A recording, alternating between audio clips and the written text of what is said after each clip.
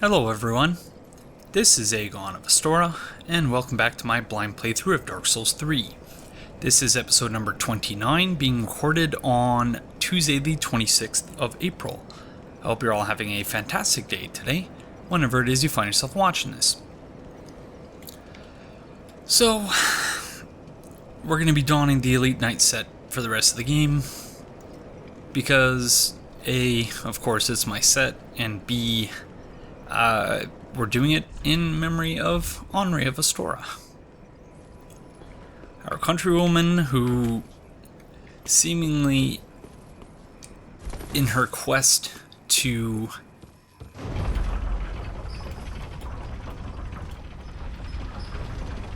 bring justice to Aldrich of the Deep, who I imagine Horace's gear mentions that he's one of two people to have escaped the clutches of Aldrich. And I believe I mentioned this in a previous episode, but it seems as though Henri may in fact be the other, that they escaped captivity together. Henri made out with her tongue, unlike Horace, but they both seem to have shared in that quest. So yeah, visit justice upon Aldrich. But yeah, I do wonder about the quest lines sometimes, whether we could do it differently, whereby the NPCs, the agency of the NPCs, that they can do things without the player character. I do wonder if that's where NPC quest lines need to go.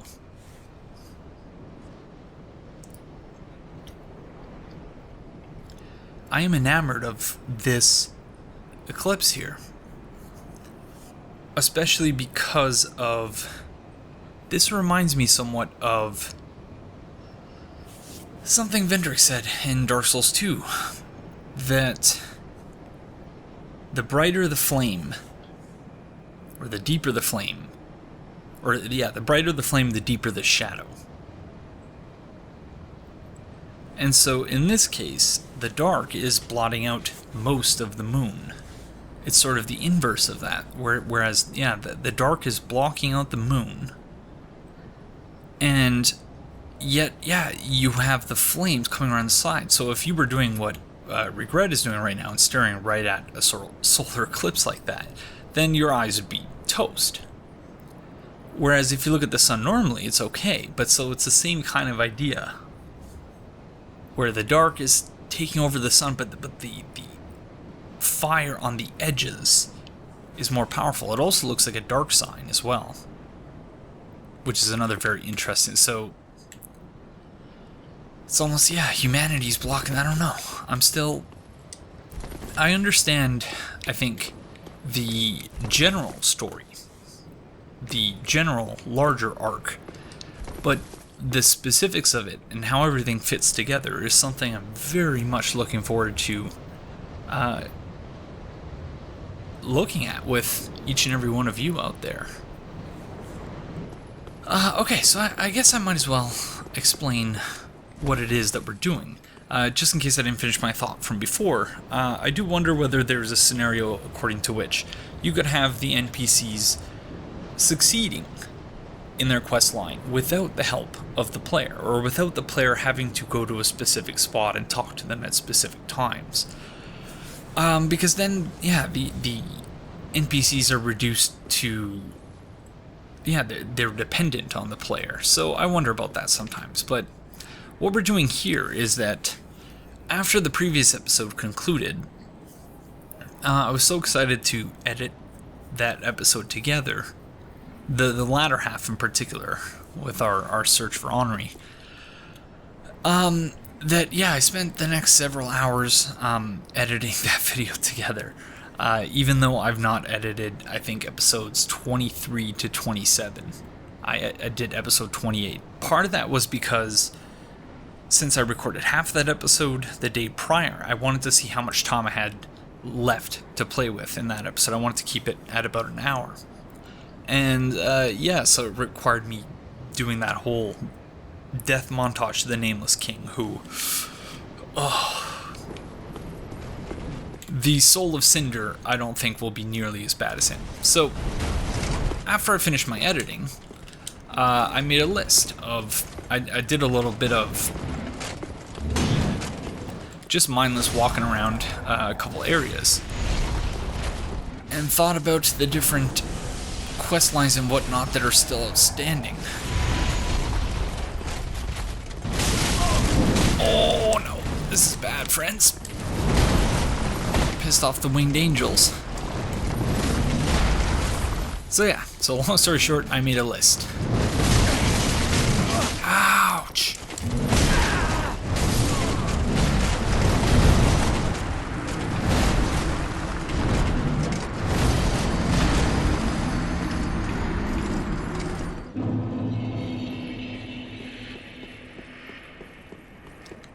Okay, so as I was saying before I was so rudely interrupted by the Winged Knights, I have a list of things that we're going to do before we go fight the final boss. The first of which is we need to check out the rafters. We need to check out the rafters at the Grand Archives. And I stumbled onto them when, yeah, I was doing a once-over in a few areas, just sort of running around, making sure I didn't miss any paths. And, yeah, I stumbled upon the rafters. What you saw there was me talking, getting distracted, and not remembering in the slightest how it is we're supposed to get into, or how we're supposed to gain access to the rafters. But I think we can figure it out. We found it. So this is about as far as I came, until I realized, yeah, we still have yet to actually drop down here. Oh, there's slugs on there too. Oh, this is gonna be brutal. Okay, there's an item in this cage here. Or what looks like a cage. Oh crud, I can't see anything. Oh, platforming in Souls games. Never a dull moment, never.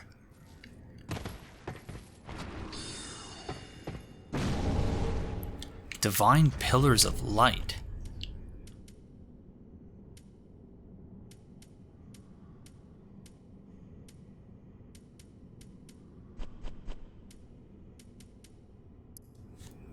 Miracle of Gertrude, the Heavenly Daughter, brings down multiple pillars of light in vicinity. The Queen's holy maiden Gertrude was visited by an angel who revealed this tale to her. Despite losing both her sight and her voice, she was determined to record the tale. Ordinary men cannot decipher her fragmentary scrawl, nor comprehend how it became the foundation of the angelic faith of Lothric. So what was that doing in this birdcage, I wonder? Oh, I don't like this at all.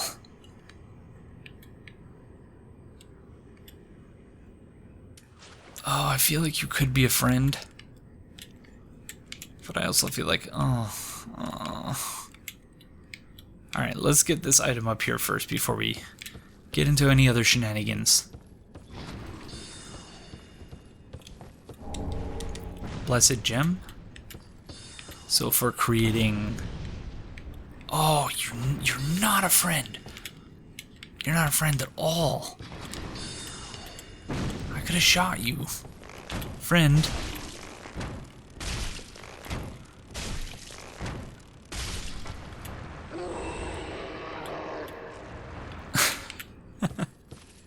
What a spot for that thing to be, honestly. Okay, so where do we next drop down? I'm gonna assume here. Oh, it's so hard to see.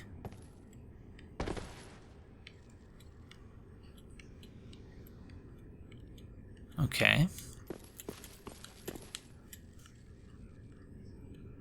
You get a real bird's eye view of the area from here. This place is huge. I wonder if we're too far to be able to see items. Ladderhead, thank you. Kind black or silver knight.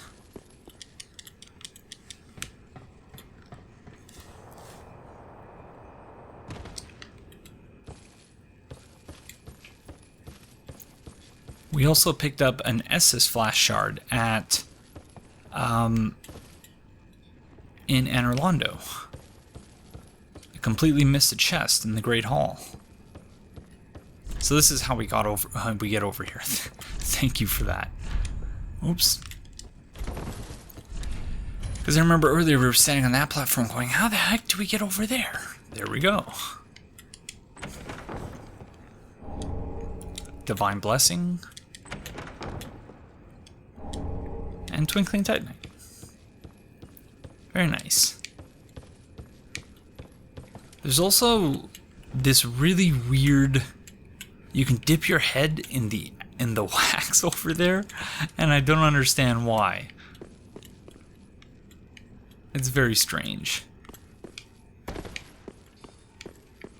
Okay.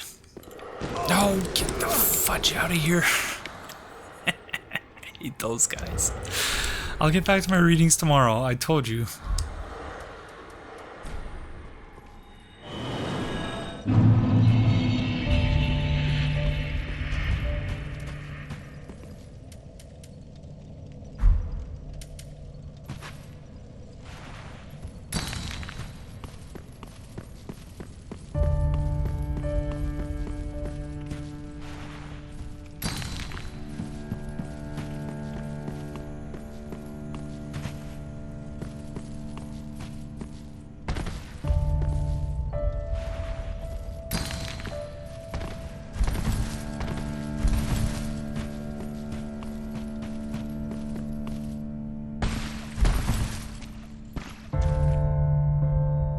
Champion of Ash, welcome back. Do you wish to hear a tale? You only have to ask. You know, in my home of Karim, I was a nun.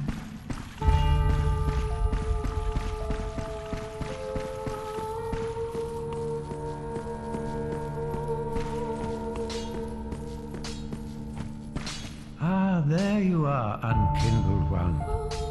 I am pleased to have a pupil as dedicated as you.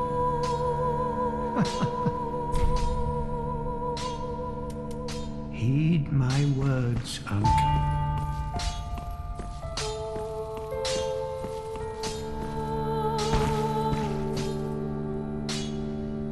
Ah, hello again. Thank goodness. Yes. You require my sorceries, I presume? Oh, are you lost on your journey? No matter. Today's lost are conquerors tomorrow. It only demonstrates the makings of a champion. And besides, whatever your choice, it will not change my sense of gratitude or how I think of you. Do stay safe. Thank you, Carla. That is very kind.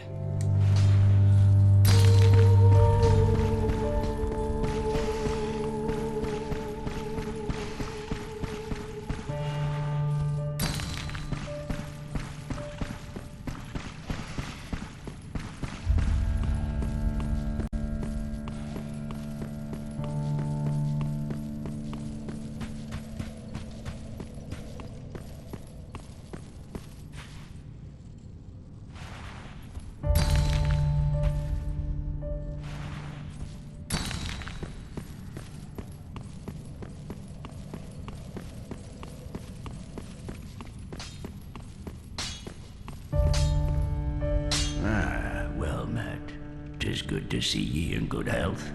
What needs smithing this day?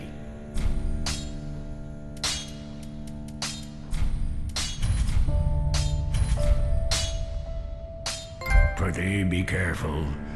I don't want to see my work squandered. Tis what? Weapons and protection are sturdy enough.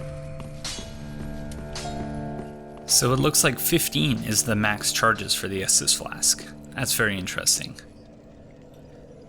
Alright. I thought I would let you all take in the ambience. The ambiance. I thought I would let you all just enjoy. I don't know if that's quite the right word, but this is probably the last time we're going to see Firelink in this playthrough, so...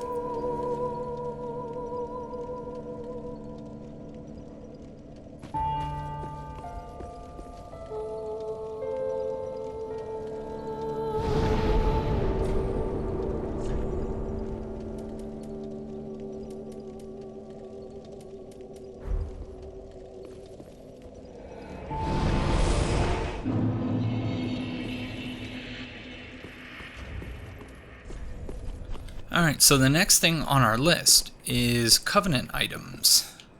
But first, I realized we didn't read the Ring of the Evil Eye from the previous episode. This ring captured the foul spirit of an evil eye, a creature that ravaged Astora. Absorb HP from each defeated foe. The horrid spirit nearly destroyed Astora, but was eventually defeated by the Sword of One Most Noble. So that means either Henri is the one most noble, or she has the sword of the one most noble. Interesting, very interesting. So yeah, we have, recall that when we first came across the altar, we actually traded in 12 medals, I think, and now we have 17. So the description reads, a medal received by members of the Warrior of Sunlight Covenant for victory over the final foe when summoned. The summoner also gains the same medal. The medal, engraved with the holy symbol of the sun, is slightly warm and reminds one of the great honor of a shared victory. So if I'm correct, and we traded 12 last time, and we have 17 now, we might need to drop our sign once, because that means we're one away from whatever the 30 reward is, if in fact there is one.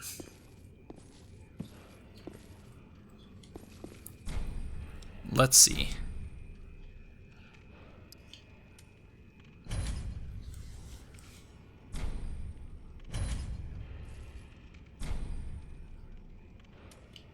Nothing.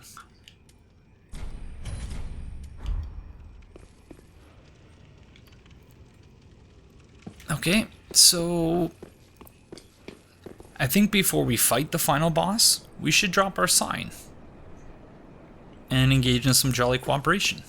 And then we'll come back here and see whether there's anything, you get anything special at 30 medals. What else was there? We have other Covenant items as well. Although this is for Rosaria's Covenant. And these are for the Dark Moon, which were out. So I guess we don't really have anything else, any other Covenant items to trade in. I know I always say, yeah, that playthrough is never over, or you're never finished with the game. But here I am trying to finish with the playthrough, so you'll have to forgive me as I struggle to work through that tension in this final episode and figure out what we're going to try and still do and what we're just going to say, okay, we'll leave that for a future playthrough.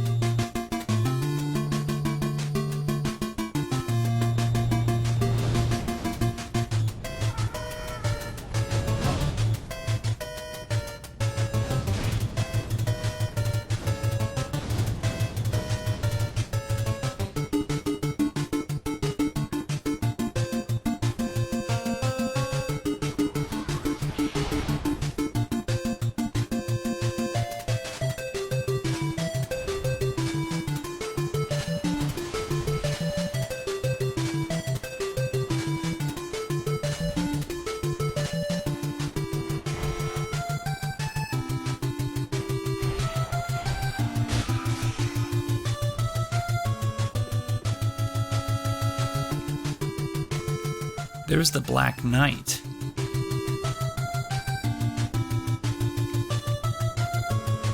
So he's guarding the path to the ballista. Which means that Night Slayer Sorig, or whatever his name is, should be down here. Yes, we found him.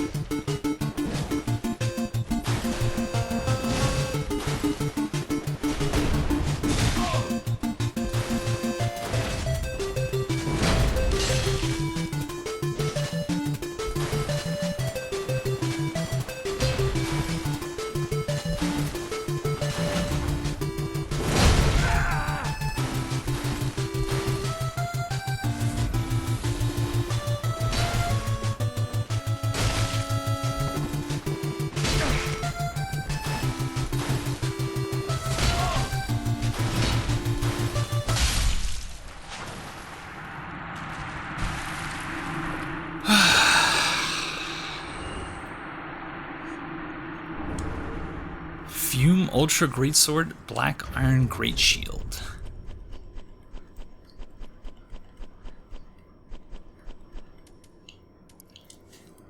Fume Ultra Greatsword. This twisted sword, the heaviest of all Ultra Greatswords, resembles black slate. This weapon, said to belong to a trader from long ago, was so heavy that it found no owner and became a forgotten relic of history.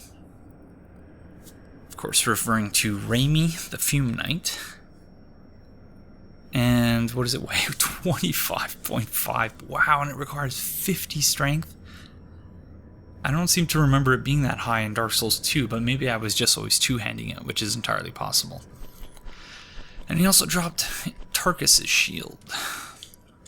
Black Iron Great Shield. Great Shield made of black iron, deeply feared for its association with Night Slayer Sorig.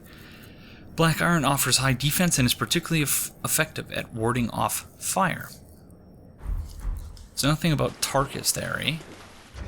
I guess we could go see if they have the Black Iron set at the shrine.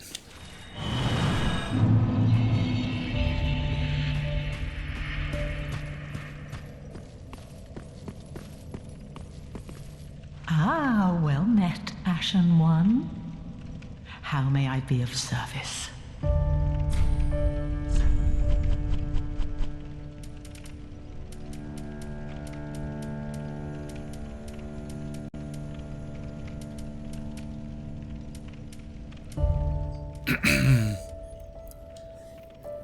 Helm made of black iron, from the set of armor for which Night Slayer Sorig was infamously known. Offers extensive and particularly effective protection from fire. Alright, so nothing about Tarkus, eh? But seems like Night Slayer Sorig, yeah. Much like Tarkus, has seemingly inhuman strength with his ability to use Ashen One. the Fume Sword with one hand so easily. And he wrecks face with it too. He is so strong. Alright, here we go.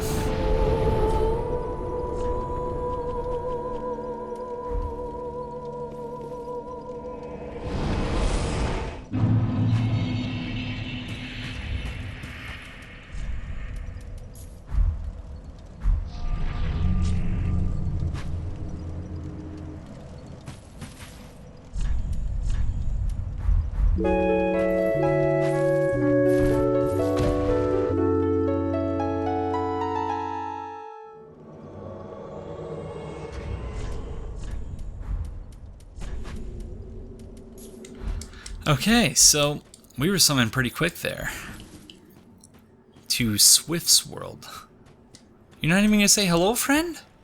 Hello. Hey! Hello. Hi, friend.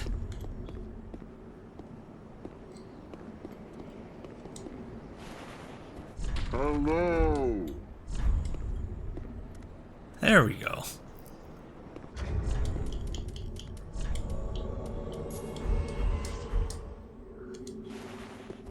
Thank you. Hi, friend. Another warrior of sunlight. Dan Gallo.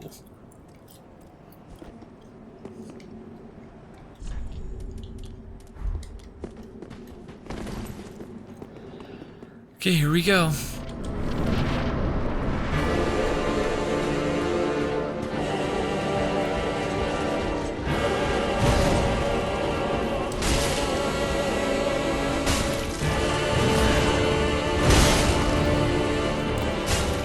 So I have already helped several people kill this boss. Did that off camera yesterday when I wasn't feeling well. After I got so frustrated with the Nameless King. And yeah, the more I fight this boss, the more I like it. Soul of Cinder.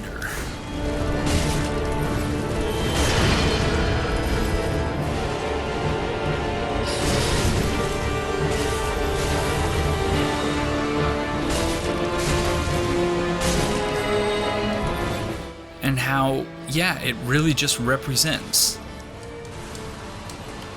Kamehameha! I like that. It really represents an amalgamation of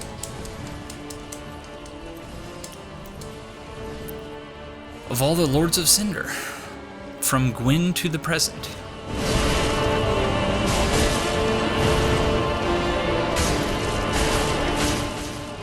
Oh no.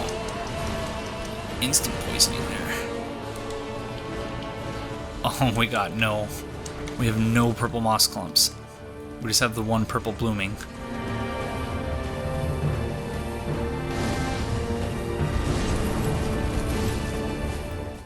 And yesterday, during the fight, I said that he'd casted Flash Sweat. But it looks as though he actually casts Power Within, because you can see his HP draining very slowly. You gotta get back and heal, friend.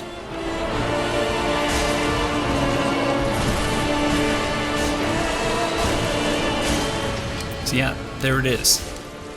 You can see his HP ever so slightly draining. Try and keep him away from the host. Okay, staggered. Oh no.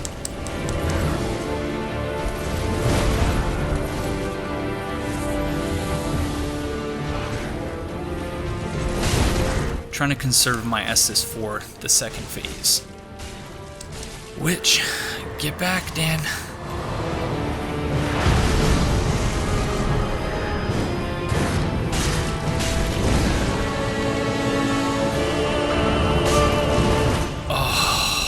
There it is.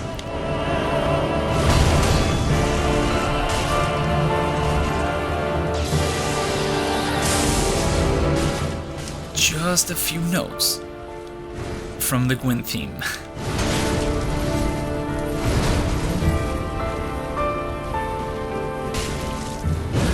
And every time I've heard it thus far, it's given me goosebumps.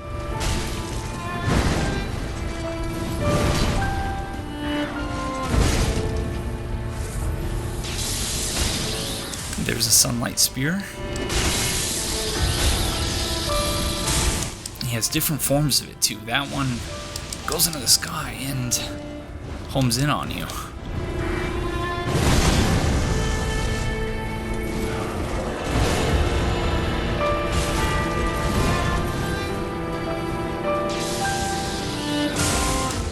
That AoE tech is especially nasty.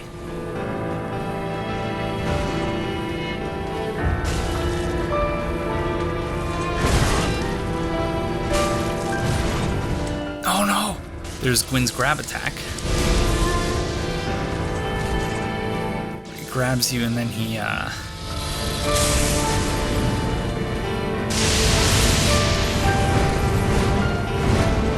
grabs you and he just blasts you in the face with... Oh no! That's bad. Just blasts you in the face with fire. Oh, host, you gotta be careful. Almost there, host.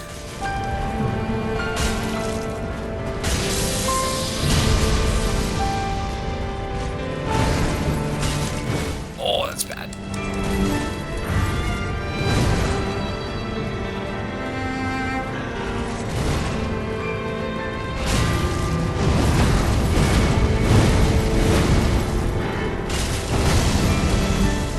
That's even worse.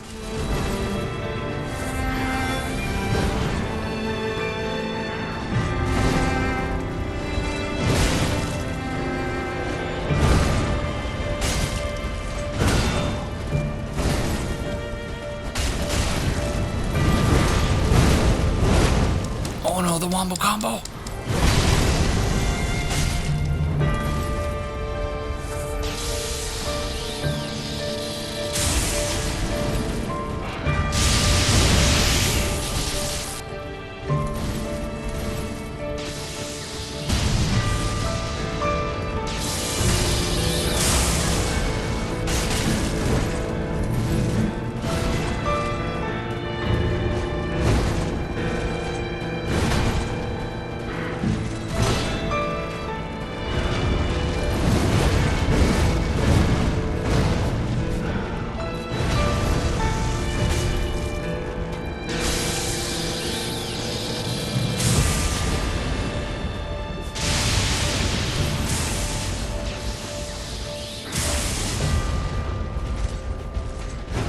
Oh no!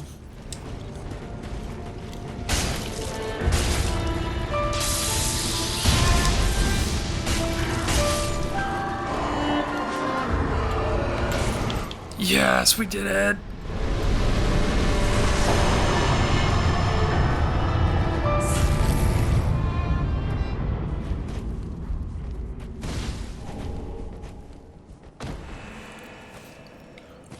Okay. So we have our sunlight medal. Let's go see if we get anything for it.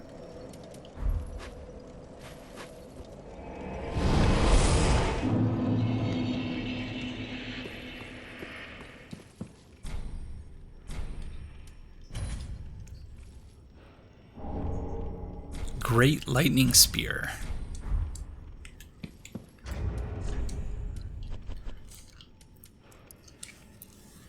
Primal account of Lightning Spear, which tells of an ancestral dragon slayer. Hurls a giant lightning spear. Gwyn, the first lord, slew dragons with his sunlight spear, a tradition upheld by his firstborn and the great spear he wielded.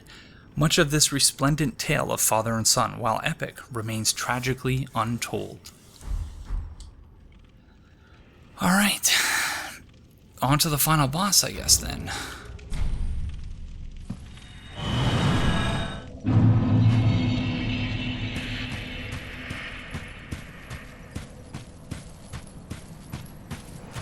So here we go, ascending to the first flame.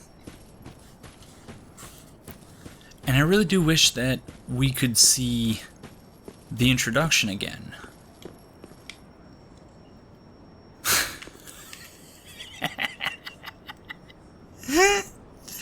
And it's an excellent created character, friend. That's some excellent sliders. I was hoping that might be someone we know. No. Alright. But yeah, I really wish we could see the introduction again, because it looks like he literally pulls the first... We're about to get invaded, so we should go. He pulls the first flame out of the ground, but now he's already got it in his hand.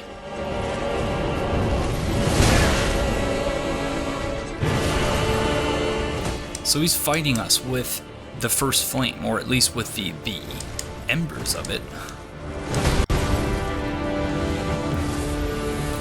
That somehow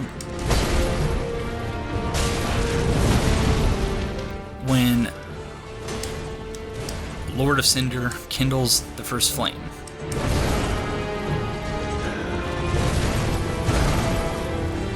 It's like, it's almost as though you're returning the power of the first flame. Yeah, back to the first flame.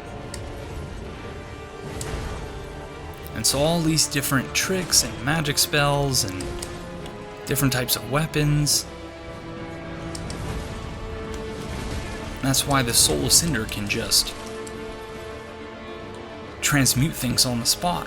It's fascinating. And see, now it's a, what is that, a curved sword now? Yeah, it's a curved sword.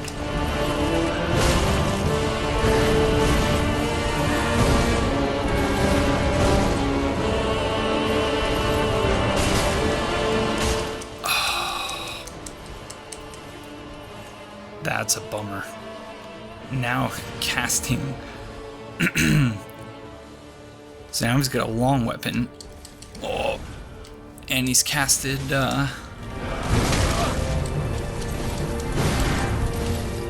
He's casted Power Within.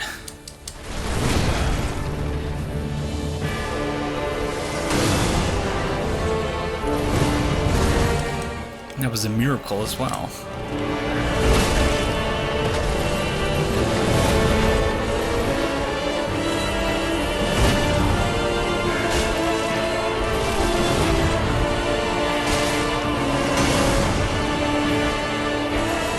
Now he's healing. No, don't heal, friend. I'm just complimenting you, talking about how awesome of a boss you are, and then you start healing. The Soul Greatsword. Yeah, see, now it's a staff. It is just fascinating. Such a cool boss. He's staggered.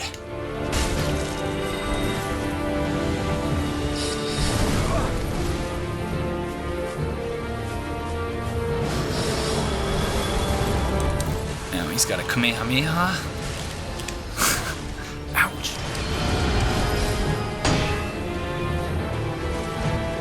So I guess Goku linked the flame at some point. Gosh, enough with the magic, friend. Oh no.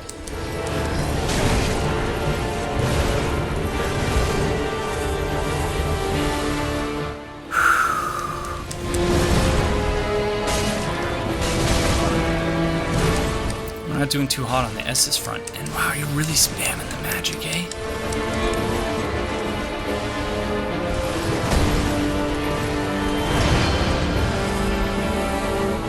Okay, so he's changed his weapon again. Now it's like a lance.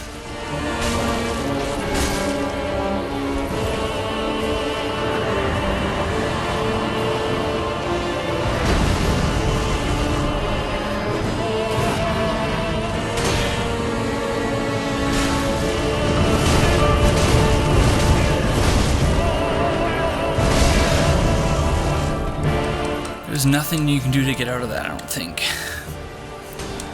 You just gotta not get hit by it.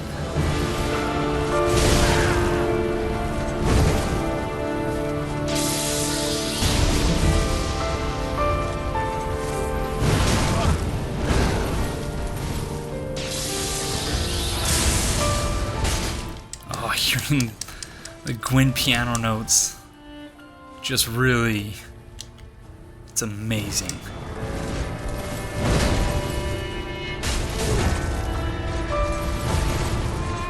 There's the Gwyn's grab attack.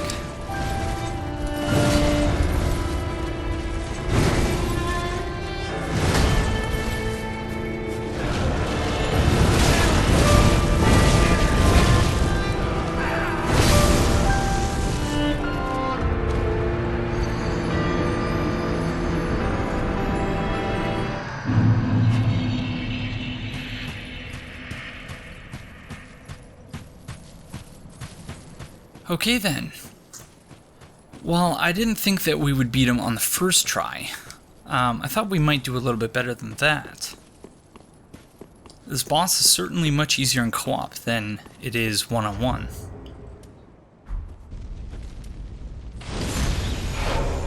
So let's try that again.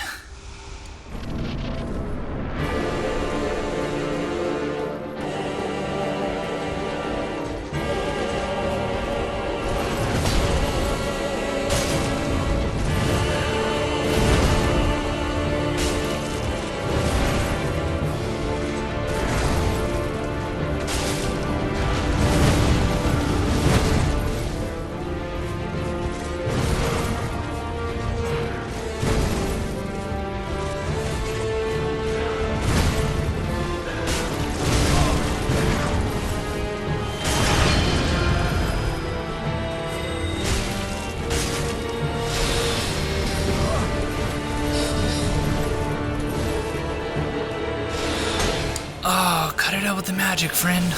Oh no. This is not good. Stop it.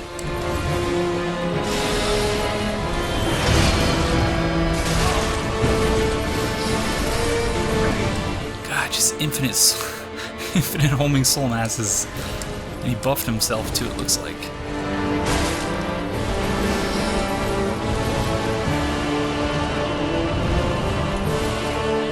So now he's doing pyromancies, and he's got a curved sword. Oh no, he's still doing magic.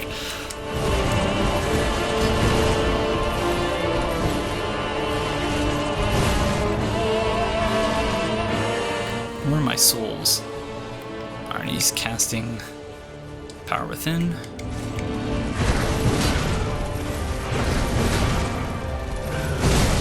Oh.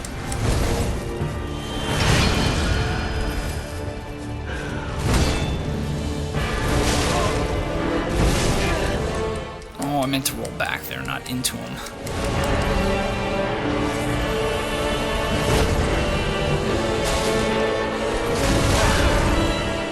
I rolled much too early there.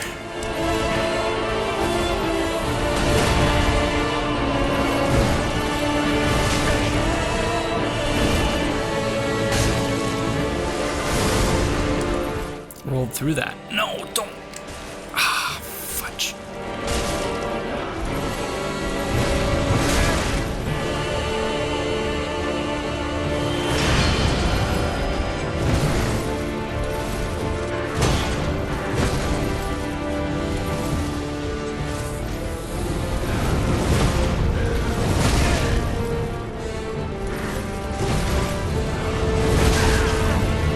Ouch.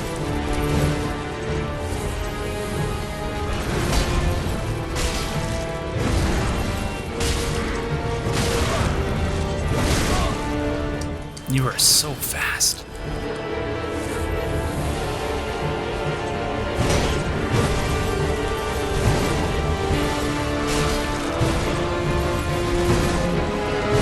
I don't mind the curved sword.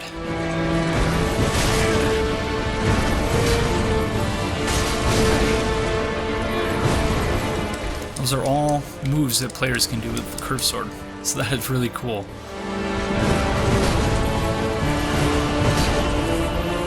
It's a good thing he's not two-handing it and R1 spamming.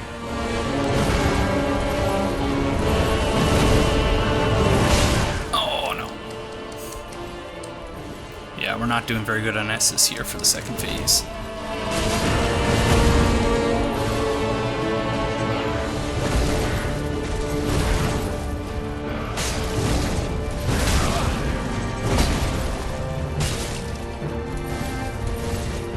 Oh, bad heal.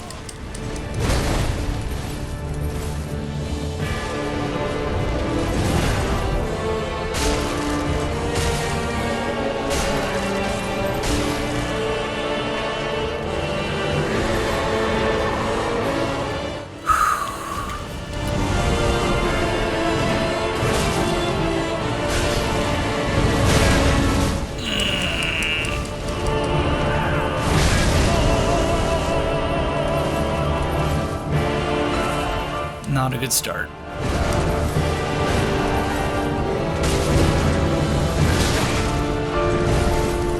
It's the second time the terrain saved us in this boss fight. Ouch.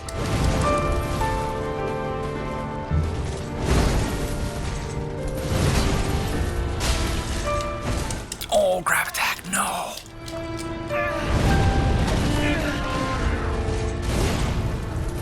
I'll never forget how many times Gwyn hit me with that one. I was doing my first playthrough, Dark Souls 1. He hit me with that grab attack so many times. Because I was just hiding behind my shield.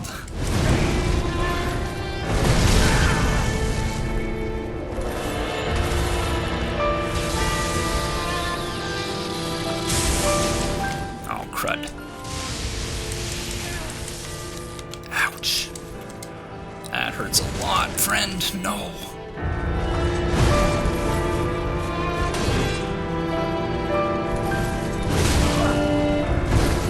Now you're just showing off.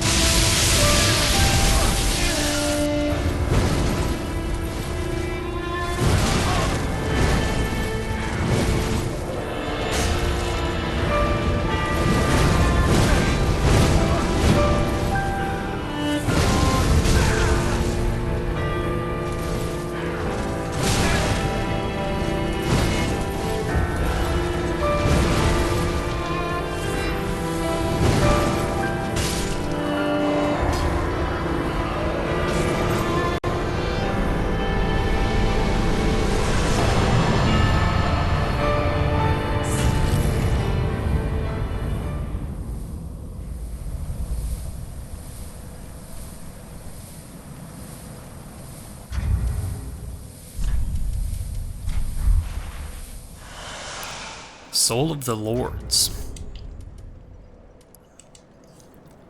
Soul of the Lords, one of the twisted souls, steeped in strength, used to acquire numerous souls or transposed to extract its true strength. Since Lord Gwyn, the first Lord of Cinder, many exalted lords have linked the first flame, and it is their very souls that have manifested themselves as defender of the flame. So basically exactly what I surmised. That is really, really, really cool. And if I were... if you go back and watch my Dark Souls 2 Let's Talk Lore series, which, as I've mentioned on numerous occasions, is not very good from a production standpoint. And it's mostly just me talking to myself. But, yeah, that's basically this boss is kind of the manifestation of the understanding of the game that I put forth in Dark Souls 2. That's not to say that I predicted it, or that my way of seeing the game is the best, or the most the most true way. None of those things apply, but just that, yeah, that's why as soon as I saw the name of the boss, I understood what it was, because of how it is that I look at the story of these games, of the Dark Souls games specifically. Okay, so I don't know if there's any point in picking these up. No point.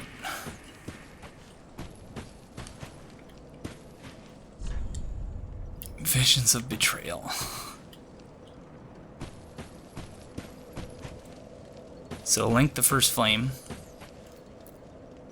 and if we want to put it out, if we want to put out the flame, we summon the Firekeeper.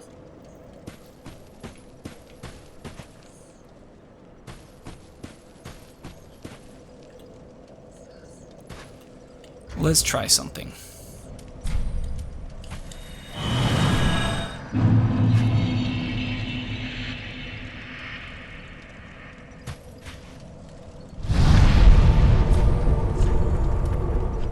Okay. So, unlike in Dark Souls 1, you're not trapped, and in Dark Souls 2 for that matter, you're not trapped in the boss room once you have a decision to make. You can actually leave and go take care of other business first. So that's a nice touch. In Dark Souls 1, were you to use a Homeward Bone in the kiln of the first flame, you would just be returned to the same spot where you're standing. Seems familiar. Time for dark and then fire. So I've been thinking about what it is we're gonna do. And I think that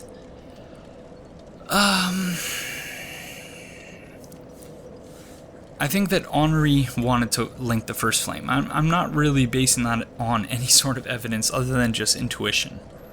But here's the one of the last things she said to us was, "My duty must be done even alone, as an unkindled Lord Seeker, for the children she knew, bless their souls." She's doing it for the children she knew, bless their souls. We all have our reasons, don't we? So, given that she mentioned she was doing it for the children that she knew, bless their souls, I don't think that she would want those children that she knew to grow up in an age of dark. Again, could be completely wrong about that, but I have a feeling that, yeah, she wanted to link the flame. So, in memory of Henri of Astora, that's what we're going to do.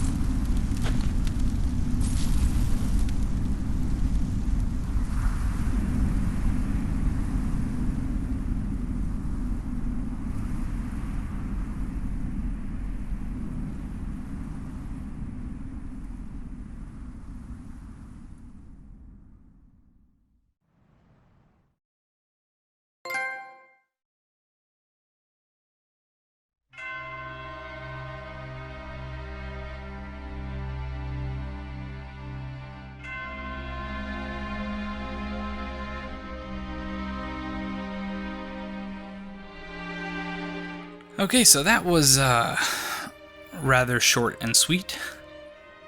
I see that Yui Tanimura is credited as a co-director, and I think that's pretty cool. Yeah, short and sweet. Some interesting things to note from that was that it looked like we sat down in almost precisely the same pose as that of the Soul of Cinder. So, during the next cycle, when whoever the the chosen undead or the unkindled one, whatever we're called, whenever the player character in the next cycle, the theoretical player character, enters the boss room, by that time, our character will be sitting there and will have reverted to that form. And so this is all, of course, complete speculation, but this is how I'm imagining it, how it happens. That, yeah, the player character sits there, and we look like the Soul of Cinder after some time, by the time the fire begins to fade again.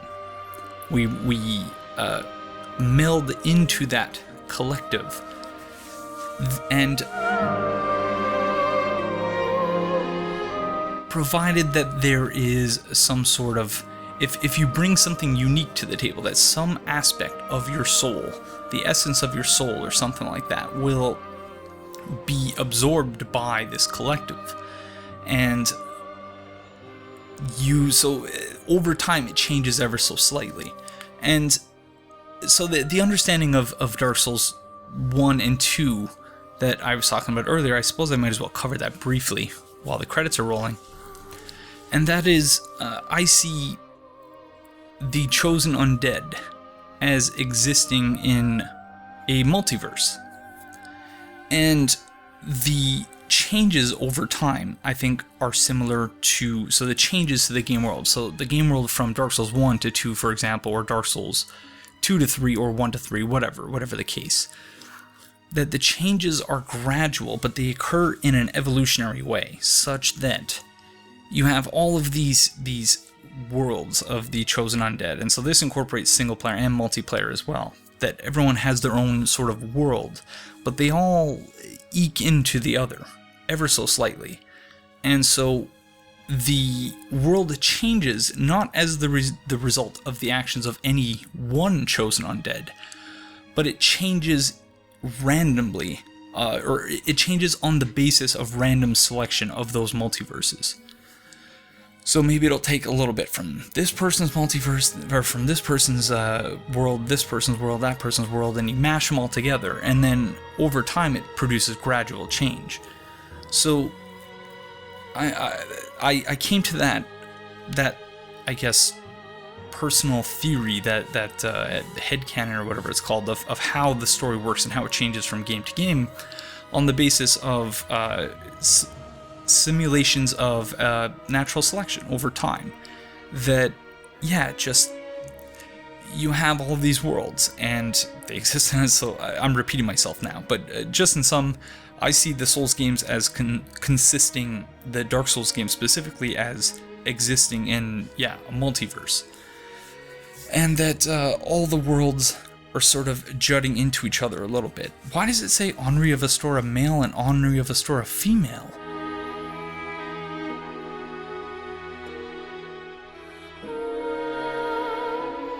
Okay, I'm confused.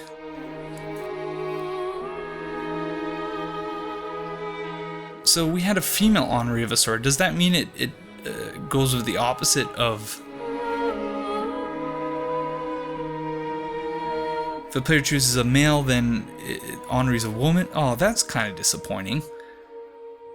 Here I was thinking there was this awesome female NPC, but I guess she's not necessarily a female NPC. I'm not sure what to think about that, but long story short, yeah, that's how I see the world of the Souls games. And that vision of how the world works and evolves is entirely consistent, I think, with the very idea behind the Soul of Cinder. And the way we sat down there, and then in the next cycle, the next theoretical cycle, because we only have access to the one cycle, provided that New Game Plus isn't radically different somehow.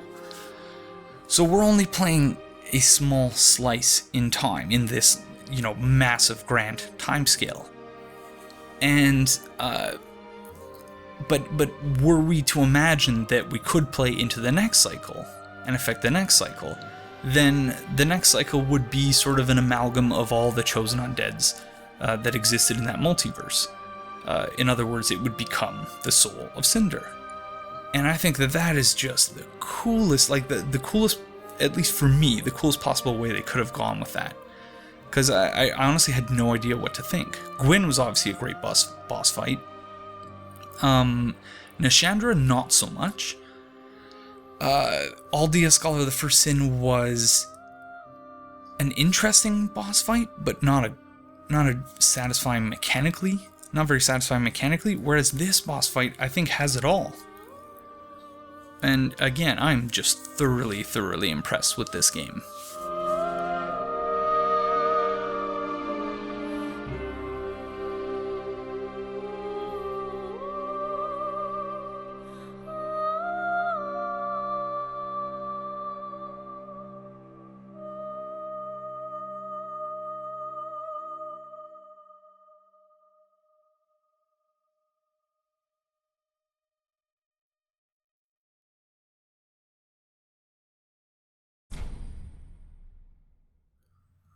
Begin Journey 2 in current state. Journey 2 can be initiated. Oh, cool.